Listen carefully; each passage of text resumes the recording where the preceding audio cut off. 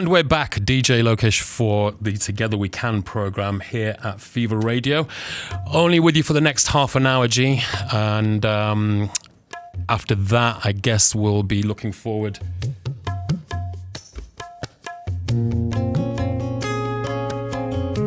to a bit of Maulana Zishan with Lessons of Islam. Another blessed day for you here at Fever Radio. Right, of course, you can get in touch with the studio, Leeds 01132405577 for your flashes and your questions if I'm not on the microphone. And of course, you can send us a text message or a WhatsApp on 07503388694. Just like Mr. Faryad from Kashmir, B. Shamil Hedji, saying a big salam to you, Fever family, Fever crew. Stay blessed in all that you do. And of course, we played you an interview with Dr. Waqas Tahir on diabetes, fasting and Ramadan just a few moments ago. One part of that is that actually if you're looking to control your diabetes and even potentially reverse type 2 diabetes, as we've been making many videos here with Woody Khan Saab here at Fever Radio. If you haven't checked out the social media, go do that. One of the key ways in which you can reduce blood sugar spikes and improve blood sugar sensitivity clearly is by removing animal products from your diet. We showed that with Woody Khan. You remove milk, dairy from your diet, you can see an immediate impact in blood sugar levels. It's immediate, G. I was looking at some research the other day that was showing of all the animal foods that you can consume out there, you know, chicken, red meat, beef, sheep, eggs, milk. All foods which are likely to increase your likelihood of getting cancer. 1 in 2 of us will be affected by that in our lives. The number one food out of that selection that resulted in higher cancer rates is actually chicken. Chicken, which is available pretty much everywhere for pennies to the pound nowadays. And so in that line, I'm very happy to invite Tayana Simmons, campaigner for the Animal Justice Project, to Fever Radio. They've just released an expose on some farms based in, well, around the country, but also one of them based in Leeds, Harper Farm, based in Leeds, regarded as one of the highest standard farms in terms of animal care and animal husbandry. In this case, the farm is dedicated towards free-range chickens and the production of free-range eggs. And as I say, Animal Justice Projects have done an expose on the farm, so we're going to talk to Tayana about that just now. Tayana, are you there? Hi, yeah, thanks for having me. My pleasure. Thank you very much for taking the time to talk to us at Fever Radio about a subject that I feel is really, really important and something that we need to shine a continuous light on here at Fever Radio. So just a little bit of an introduction. Animal Justice Project has been exposing and ending animal cruelty and exploitation in farms and laboratories.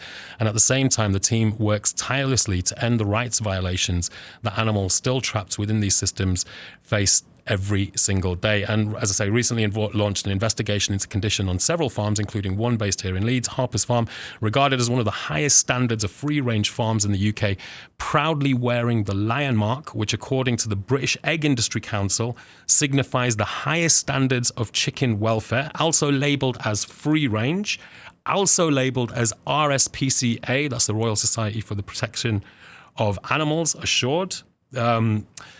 I think I may have got that slightly incorrect there, but they're there to guarantee basically that, or give us the assurance that animals are treated to a certain standard. Now, the results of your investigation have received national attention, Tayana.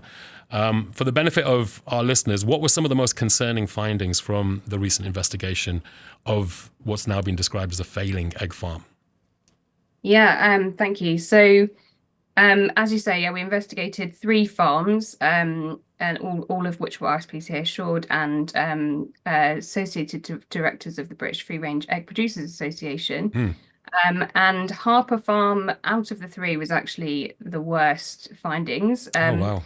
So we uncovered severe bullying, We filmed one hen that was pecked to death over several hours by other hens. Overcrowding, severe feather loss, and that can be caused by feather pecking, but by the hens, stress or red mite infestations.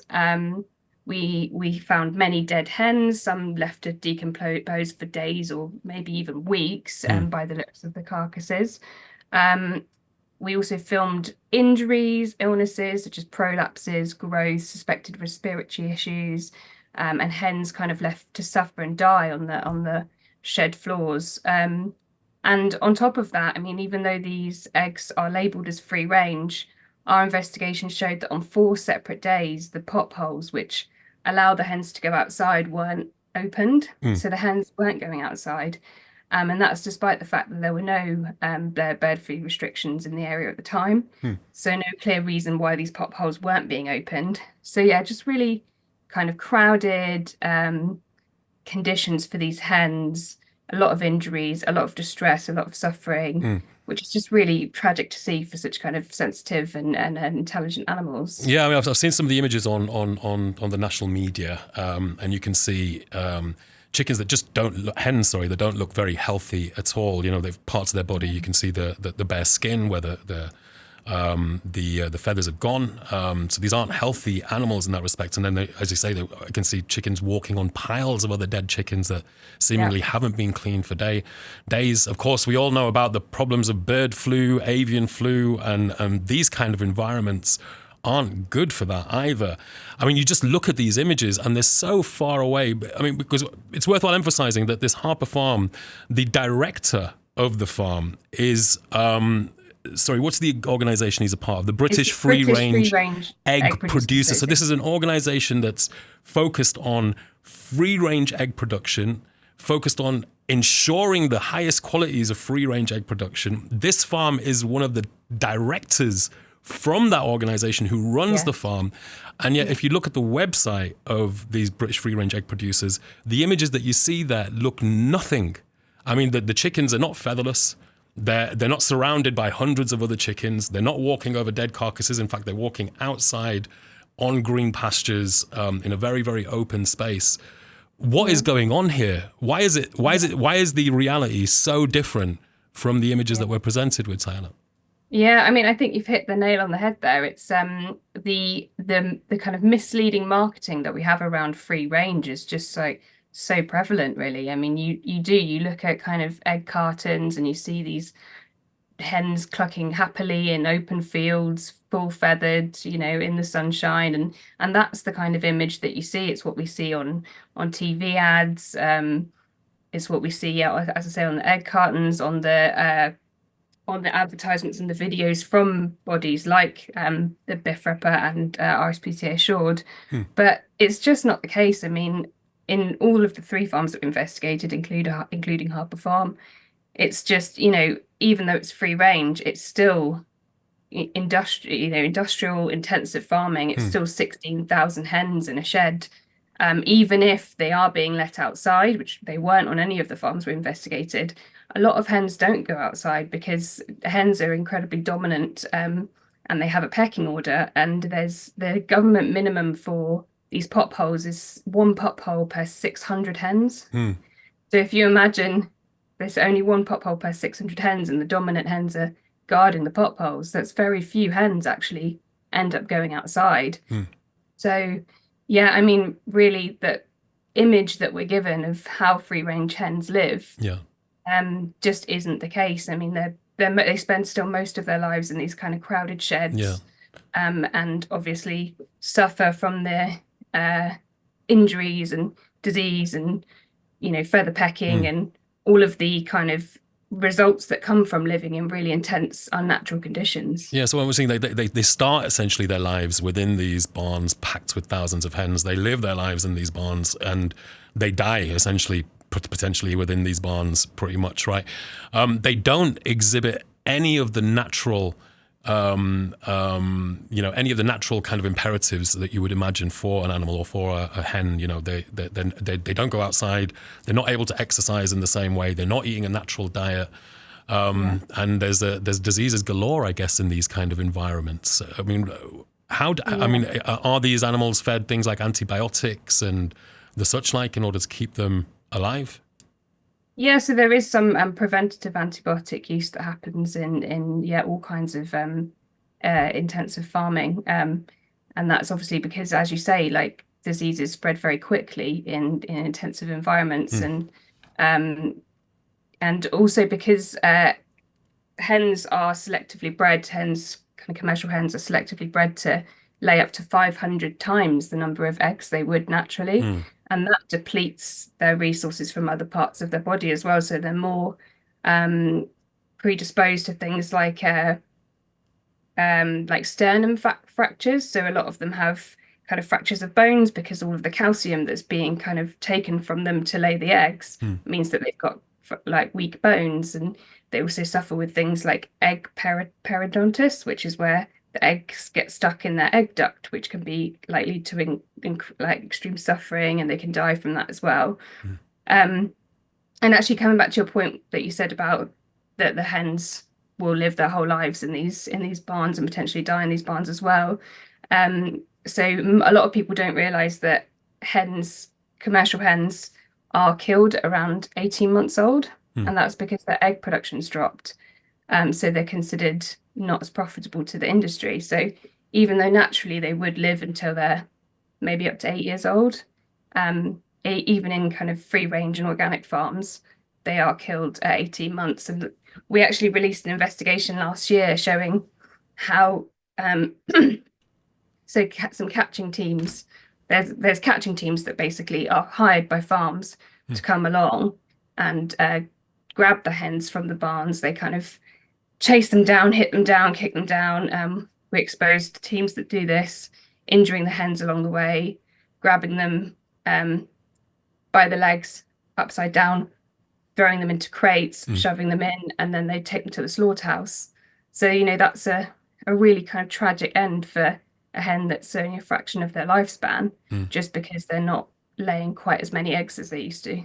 I think just the fact that we start with a lie here, don't we? I mean, the people who are producing these eggs present these images that they think that they know that we would rather see, and then behind the scenes they're not bothered about carrying out or making this the environment in the same kind of way. In fact, they care absolutely nothing for that. They're literally just concerned with us having the impression that free range means free and a range.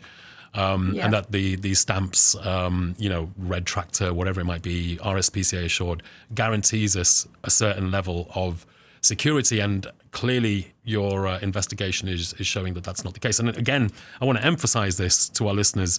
This farm is pretty much one of the number one in terms of standards for egg production in the UK, with a director that's the head of the Free Range Association. It should be one of the best in the business, and yet you found of the three that you've investigated, it's the worst. And now the RSPCA label's been removed because of your investigation. I guess that wouldn't have happened otherwise. Yeah. It's a really, really tricky situation we find ourselves in. I mean, just before I came on to do my show today, I was talking in the office around Islam. We're a South Asian radio station, and we're celebrating the holy month of Ramadan at the moment. And I was talking about Islam and animals or chickens that would produce eggs. And I was saying, what would be permissible in Islam in terms of the treatment of animals? Because there is actually a lot written in the Holy Quran about how animals can be treated or not. It does allow for the consumption of meat, but there's a lot of very specific things about how animals cannot be treated or must be treated. And so some things our listeners might not be aware of that occurs with chickens, hens, in the production of eggs. I mean, first of all, when egg-laying chicks are born, there's a process of separating males from females. Am I right, Tayana? Yeah, that's correct. Yeah. So because male chicks aren't useful in the egg industry because they don't grow into hens that can lay eggs, they are killed within 24 hours of birth. So that happens to approximately 29 million male chicks a year, and they'll be That's in the gassed UK, is that? Just in in the the UK? UK, and they're just in the UK, and they'll be gassed within 24 hours of birth. So a lot of people, especially I think vegetarians, think that by following a vegetarian diet, you don't kill animals. But obviously, with 29 million chicks being killed, as a result of the egg industry. That's obviously not true. I think there could be, nobody could have an idea of the sense of the Lord, God, and think that he would be willing, or she would be willing, to accept that their creation, upon being born, is immediately murdered because we simply don't see a function for that creation. I can't see how that could be possible. Willing to hear from the listeners out there if anybody wants to comment on that. Another thing that people don't realize is that a lot of these baby chicks, when they're born, because they go into these, again, in inverted commas, free-range environments surrounded by thousands of other hens, and there becomes aggression between them because, again, there's no male hens, or there's not the normal kind of structure that the hens would develop. So there's a lot of pecking that goes on between these hens. So to stop that and to stop injury in the chickens, we often take these newborn baby chicks and burn their beaks. Am I correct in saying that? Yeah, so this happens to all chicks, whether they're other than organic. Actually, it happens to free range, but it doesn't happen to organic. They call it debeaking, so they use an infrared laser to remove up to a third of the beak, which, it can, if it's done even slightly incorrectly, it can lead to kind of lifelong deformity, where the beaks are bent and they can't therefore groom themselves properly. And in kind of these, industrialized intensive farms, they tend to get red mite infestations quite easily, and it makes it a lot harder for hens to groom themselves, which can lead to increased feather loss, and also it doesn't curb feather pecking.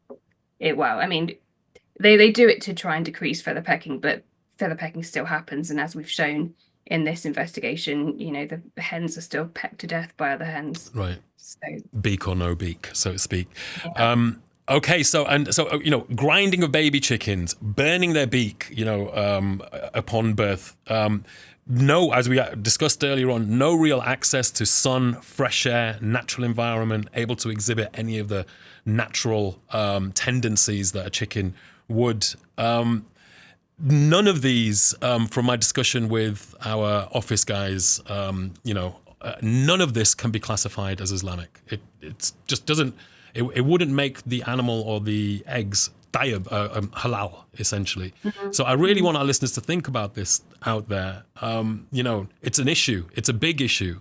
And something that we do need to kind of address. I mean, one other question I did want to ask, and I'm not entirely clear on this myself. What are free-range chickens fed, Tayana?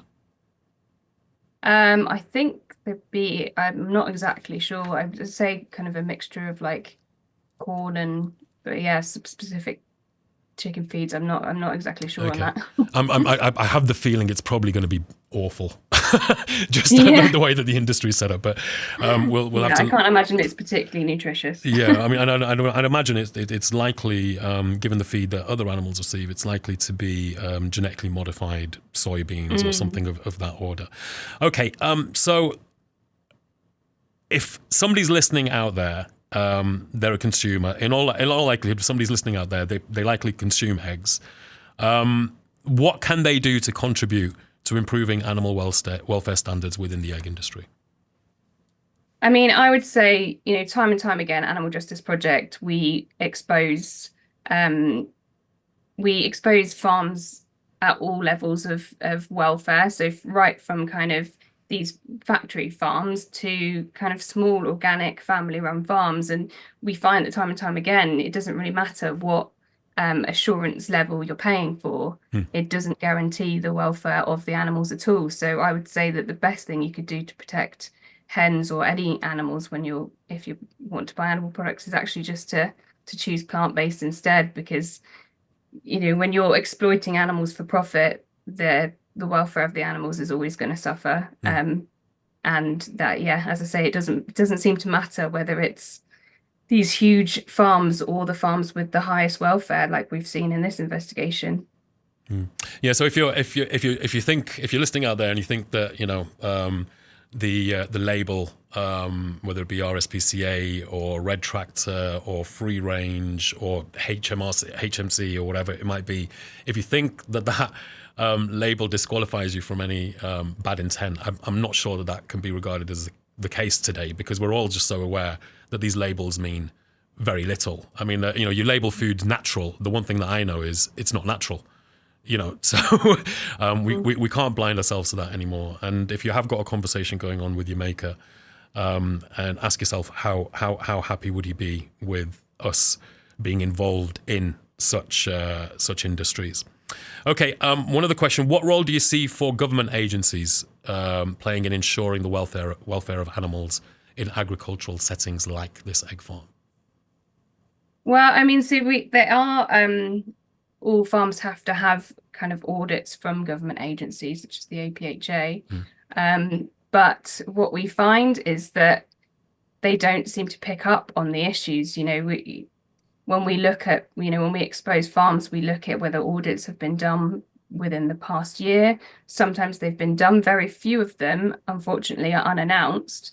So if you think, you've got welfare issues on your farm and you're given notice, you're going to hide those welfare issues. And what tends to happen, even with these assurance schemes as well, is that once they're usually suspended, the farm will be suspended from the insurance scheme, and then they'll be given kind of time to clean up their act, and then they'll be reinstated. So, I mean, from our experience, it just doesn't seem like these kind of audits really work, because most of them aren't spot checks, and they tend to be quite lenient on letting the farm kind of carry on even after these horrendous welfare issues have been found. Yeah, it's a complicated problem, and I'm hoping that we're going to get closer to the solution in haste, really, in the next few years. And I think what you guys are doing is great work that gives us, the public, an insight into the lies that are presented to us, the Maya, the illusion, if you want, of the world. To see the reality of what's behind it, and what we're spending on and what we're consuming. So great work that you're doing, and thank you so much for that, Tayana. I might add, if anybody wants to find out more about this Leeds farm and the conditions within it and the report, I mean, there's a lot of stuff on the national media, so you can probably easily Google it, but you can also go onto the Animal Justice Project's website, which is animaljusticeproject.com, or is it .co.uk? .com. Yeah. .com, animaljusticeproject.com. You'll see all the details and the expose as to what happened in Harper Farms as we're discussing about it today. Tayana, I'm going to have to leave you at this moment. It's been a real pleasure. Thank you so much for talking to our listeners here at Fever Radio, and keep up the good work. Thank you so much.